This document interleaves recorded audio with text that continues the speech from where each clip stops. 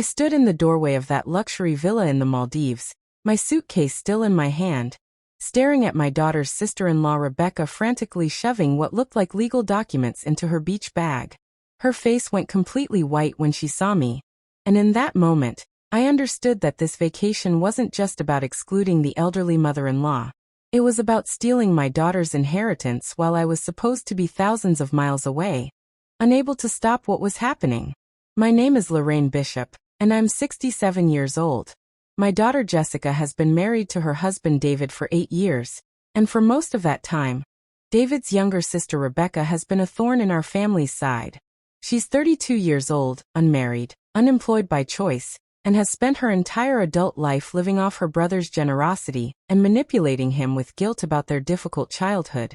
When Jessica called me 6 weeks before this trip to tell me about the family vacation to the Maldives, I was thrilled. My late husband Robert and I had always dreamed of traveling to exotic places, but he passed away from a heart attack 5 years ago, before we could make those dreams reality. The thought of finally seeing the turquoise waters and white sand beaches with my daughter and her family felt like a gift. David's firm is paying for the whole trip as a bonus for closing a major deal, Jessica explained excitedly. 2 weeks in a private villa, all expenses paid.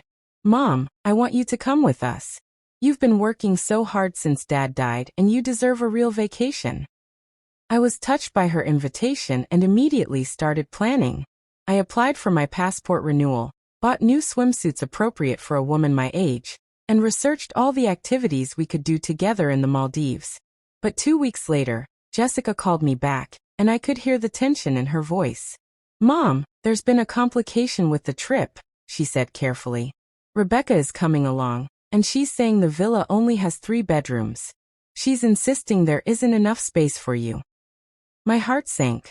Rebecca had once again found a way to exclude me from my own daughter's life. Jessica, I don't need much space, I said. I can sleep on a couch. I just want to spend time with you and see the Maldives. I know, Mom, and I want you there. But Rebecca is making such a huge deal about it. She's telling David that you'll be uncomfortable, that the trip is too strenuous for someone your age, that you'd be better off staying home and relaxing. She's even offered to pay for you to go to a spa resort nearby instead. The way Jessica said it, I could tell my daughter was caught in the middle, trying to keep peace between her mother and her sister-in-law, while knowing something wasn't right about Rebecca's sudden concern for my comfort. What does David say? I asked. Jessica was quiet for a moment. David always sides with Rebecca. You know how she is with him. She cries about their dead parents, reminds him how he's all she has left, makes him feel guilty for having his own family. He's already told me that maybe it would be better if you stayed home this time, that we can plan a special trip just the 2 of us later.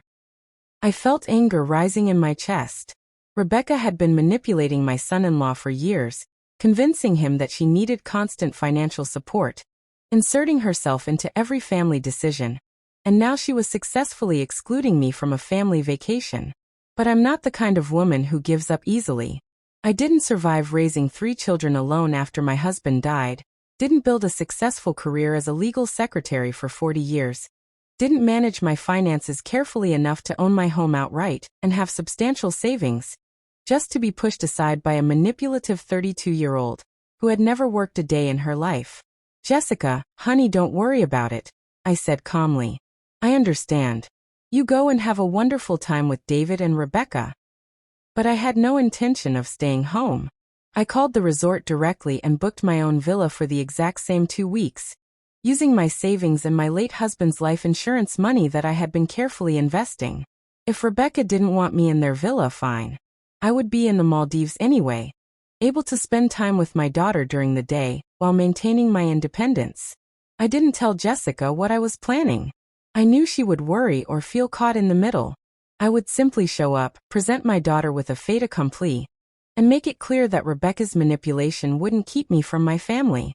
The flight to the Maldives was long but exciting. I had never traveled internationally alone before, and there was something empowering about navigating airports, currency exchange, and customs by myself at 67 years old. When I finally arrived at the resort and saw those impossible blue waters and pristine beaches, I felt Robert's presence with me. as if he was finally seeing this dream alongside me. I checked into my villa, which was beautiful and private, connected by a wooden walkway over the crystal-clear water. I had paid extra for an overwater bungalow because at my age, I've learned that life is too short not to splurge on the things that matter. I texted Jessica. Surprise! I'm in the Maldives too. I booked my own villa. Let's have breakfast tomorrow. I can't wait to see you. The response came back within minutes, a string of surprised emojis followed by, Mom, you're here? This is amazing. Rebecca is going to be so surprised. Let me tell David. We'll come by your villa first thing in the morning. But an hour later, Jessica called me, and her voice was strained. Mom, Rebecca is really upset that you're here. She's saying you're trying to ruin the vacation, and that you're being controlling by showing up uninvited. Jessica, I'm not trying to ruin anything, I said firmly. I'm in my own villa paying my own way. I'm not imposing on anyone. I simply wanted to vacation in the same location as my daughter. Is that really so terrible? No, of course not. I'm happy you're here. It's just, Rebecca is making David feel like you're being manipulative, and now there's tension and I'm stuck in the middle. I felt a surge of protectiveness for my daughter. This was supposed to be her relaxing vacation. And Rebecca was turning it into a drama because she couldn't stand having me around. Tell David and Rebecca that I'll stay out of their way, I said. You and I can have breakfast together tomorrow, just the two of us. They don't even have to see me if they don't want to. The next morning, I woke early and walked to the resort's restaurant where Jessica and I had agreed to meet. The sunrise over the Indian Ocean was breathtaking, and I felt grateful to be alive, to be healthy enough to travel, to be here in this paradise. Jessica arrived looking tired and stressed. We hugged, and I could feel how tense she was. Rough night? I asked gently. Rebecca and David argued for hours about you being here, Jessica admitted. Rebecca kept saying you were trying to control everything, that you don't trust her, that you're interfering in their family time. David finally told her to drop it, but the damage was done. The vacation vibe is already ruined. I'm sorry, sweetheart. That wasn't my intention. I know, Mom. And honestly, I'm glad you're here. I've missed you, and I don't see why Rebecca gets to dictate who can and cannot vacation in the Maldives. We had a lovely breakfast together, catching up on everything happening in our lives. Jessica told me about her work as a pediatric nurse, about the house renovations she and David were planning, about their hopes of starting a family soon. Speaking of the house, Jessica said, Rebecca has been pushing David to let her move into our guest house. She says she needs a fresh start and our property has that cottage in the back that's just sitting empty. I felt alarm bells ringing. Jessica, you can't let that happen. Rebecca will never leave once she moves in. She'll find excuses to stay indefinitely. I know, Jessica said miserably. But David feels guilty. Rebecca keeps talking about how alone she is, how hard life is for her, how her brother is abandoning her by building a life with me. This manipulation was classic Rebecca, using guilt and victimhood to control her brother and, by extension, my daughter's life. After breakfast, Jessica went back to her villa to spend time with David, and I decided to explore the resort. I signed up for a snorkeling excursion, got a massage at the spa, and generally enjoyed the luxury of having time and resources to pamper myself. But that evening, everything changed. I was walking back to my villa around sunset when I saw Rebecca leaving Jessica and David's villa, walking quickly toward the resort's business center. Something about her furtive manner made me curious, so I followed at a distance. Rebecca went into the business center and approached the concierge, speaking in low, urgent tones. I couldn't hear what she was saying, but I saw her pull out a folder of documents and what looked like a notary stamp. My legal secretary instincts kicked in immediately. I had spent 40 years working in law offices, and I knew what legal documents looked like, and I knew that people didn't bring notary stamps on vacation, unless they were planning something that required official documentation. I waited until Rebecca left, then approached the concierge myself. Excuse me, I said pleasantly. I saw my daughter's sister-in-law here a moment ago. She seemed stressed. Is everything all right? The young man looked uncomfortable. I'm not supposed to discuss other guests' business, ma'am. Of course not. I said, slipping him a generous tip. I'm just concerned. She's family, and she's been acting strangely. If there's something wrong, I'd like to help. The concierge looked around to make sure no one was listening. The young woman asked me to witness and notarize some documents. She said it was urgent business that couldn't wait until after vacation. I told her I'm not actually a notary, but I could call one to the resort for a fee. What kind of documents? I asked, my heart starting to pound. I didn't look closely, ma'am, but they appeared to be property transfer documents and something about a trust. My blood ran cold. Property transfer documents? A trust? Why would Rebecca be dealing with legal documents on vacation? And what property could she possibly be transferring? Unless she was transferring property that didn't belong to her. I thanked the concierge and walked quickly back toward Jessica and David's villa, my mind racing. My late husband Robert had been a careful man who had made sure our affairs were in order before his death. He had established a trust for our children with me as the trustee, including the family home and a significant investment portfolio. Jessica was set to inherit everything when I died, or could access portions of it for major life expenses like buying a house or starting a family. The trust documents were kept in a safe deposit box at my bank, with copies in my home office. No one had access to those documents except me and my lawyer. How could Rebecca possibly have anything related to my trust or property? Unless she had somehow gotten into my house and stolen copies of the documents. Unless she was planning to forge my signature and transfer assets that belonged to my daughter into her own name. The realization hit me like a physical blow. That's why Rebecca had fought so hard to keep me away from this vacation. She needed me to be home, far away, where she could break into my house, steal documents, and forge whatever paperwork she needed without me discovering it until it was too late. I had to get into their villa and see what Rebecca was really doing. I waited until the following morning when I knew Jessica, David, and Rebecca would be at breakfast. Then I went to their villa, my heart pounding. The door was unlocked. One of the benefits of being in a secure resort where people felt safe leaving their accommodations open. I slipped inside, moving quickly through the beautiful space until I found Rebecca's bedroom. Her laptop was open on the desk, and spread around it were documents that confirmed my worst fears. There were photocopies of my trust documents, property deeds to my home, forged letters supposedly written by me authorizing asset transfers, and most damning of all, a detailed plan written in Rebecca's handwriting outlining exactly how she was going to steal my estate. According to her notes, Rebecca had hired someone to break into my house 3 weeks ago, while I was at work. They had photographed all my legal documents, including my will, trust papers, and property deeds. Rebecca had then created forged documents transferring my house and investment accounts into a trust she controlled, with forged signatures that a casual observer might believe were mine. Her plan was to file these forged documents while I was supposedly on vacation in the Maldives. Except I was supposed to be at home, not actually in the Maldives. She had calculated that by the time I discovered what she had done, the transfers would be complete and difficult to reverse. She was betting that I was too old, too tired, or too trusting to fight back. But what made my hands shake with rage was the final part of her plan. Rebecca had researched ways to make my death look natural. She had notes about household accidents, medication interactions, falls that elderly people might experience. She was planning to kill me once the property transfers were complete, making it look like natural causes, so that she could keep the stolen assets without me around to contest them. I was standing there, photographing these documents with my phone, when I heard the villa door open. I froze, trapped in Rebecca's bedroom with evidence of her plan to rob and murder me spread across the desk. Rebecca walked in and saw me standing there. For a moment, we just stared at each other, and I saw her calculating whether she could talk her way out of this, or whether she needed to take more drastic action. "Lorraine," she said slowly, moving into the room and closing the door behind her. "This isn't what it looks like." "Really?"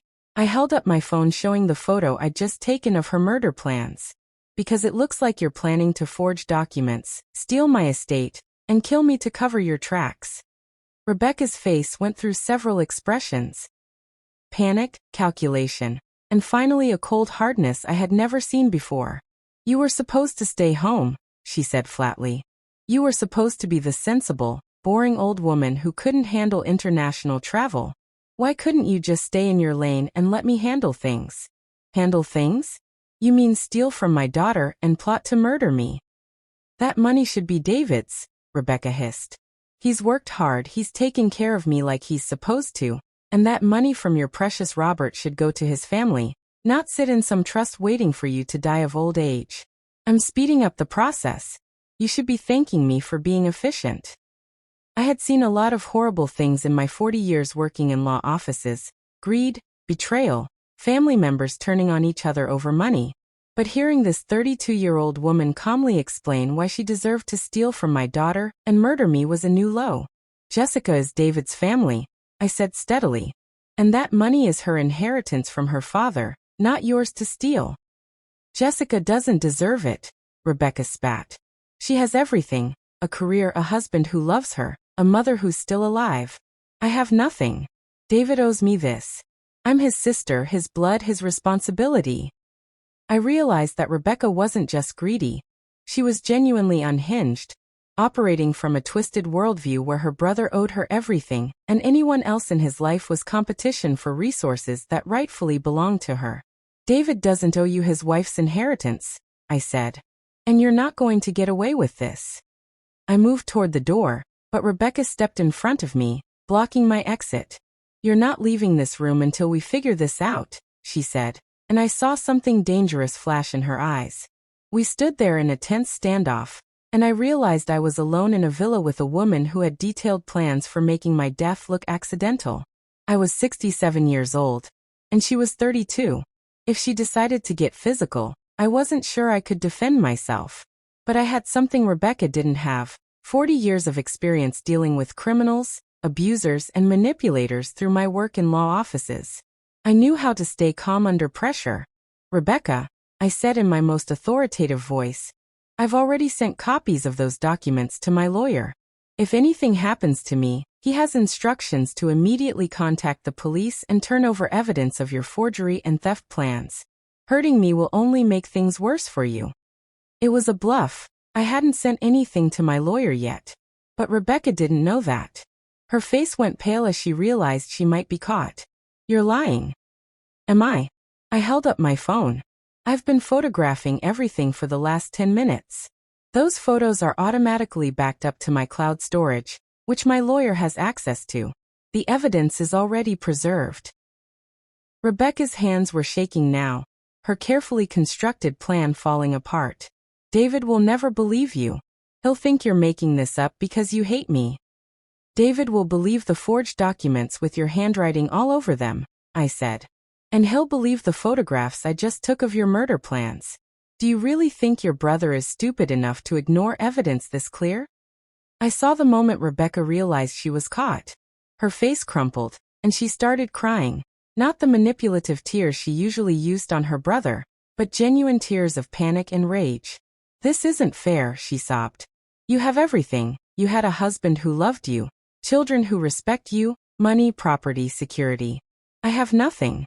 David is all I have, and you're trying to take him away from me. I'm not taking anything from you, I said more gently. But you can't steal from Jessica to fill the holes in your own life. That's not how this works. Rebecca sank onto the bed, still crying, while I carefully collected the forged documents and her handwritten plans. I put everything in a folder and prepared to leave the villa. What are you going to do? Rebecca asked, her voice small and defeated. I'm going to show these documents to David and Jessica, I said. Then we're going to call the police and let them decide what charges to file against you. David will never forgive you for this, Rebecca said bitterly.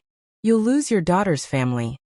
If that's the price of protecting Jessica's inheritance and my own life, I replied, then that's a price I'm willing to pay. I left the villa and walked straight to the resort's business center, where I made copies of everything and sent the documents to my lawyer back home with detailed explanations. Only then did I go to find Jessica and David. They were having lunch at the beach restaurant, laughing together, completely unaware of why I said, sitting down at their table. It's about Rebecca. David's face immediately became defensive. Lorraine, if this is about her being upset that you're here. It's about her planning to forge legal documents, steal Jessica's inheritance, and potentially murder me, I said bluntly.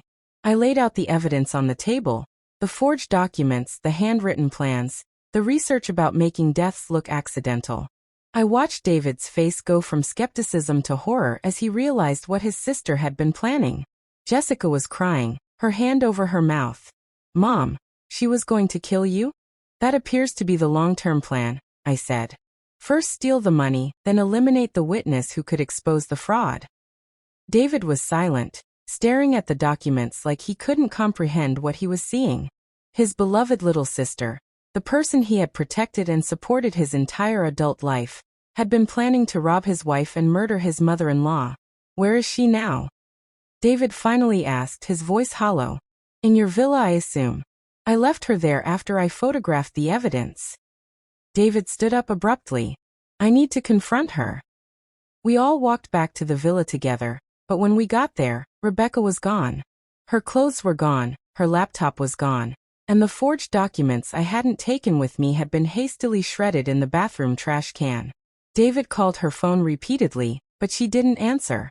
We reported the situation to Resort Security, who confirmed that Rebecca had checked out and taken a speedboat to the main island, presumably to catch a flight off the Maldives.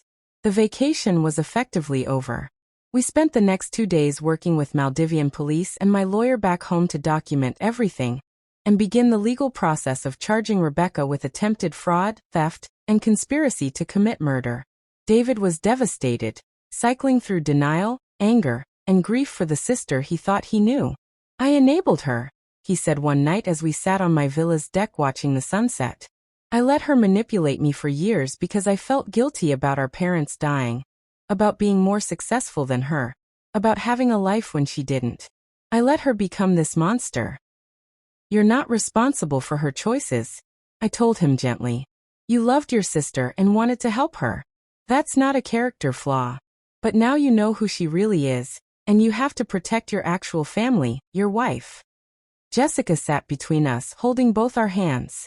Mom, if you hadn't come on this trip, if you hadn't discovered what she was doing. But I did come, I said firmly. And I'm not going anywhere. It takes more than a manipulative 32-year-old with forgery skills to get rid of me. Rebecca was eventually arrested when she landed in Dubai on a layover flight. The evidence against her was overwhelming, and she's currently awaiting trial for fraud, attempted theft, and conspiracy. David has cut off all contact with her, though I know he still grieves for the sister he wishes she could have been.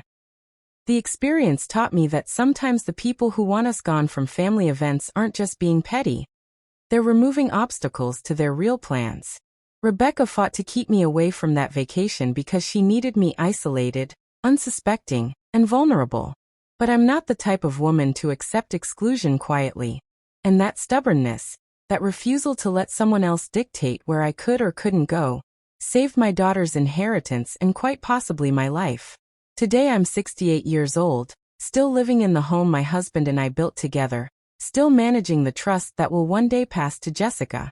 The Maldives vacation didn't turn out the way any of us expected, but I did finally get to see those turquoise waters and white sand beaches. And I learned that being too old for something is usually code for, we need you out of the way.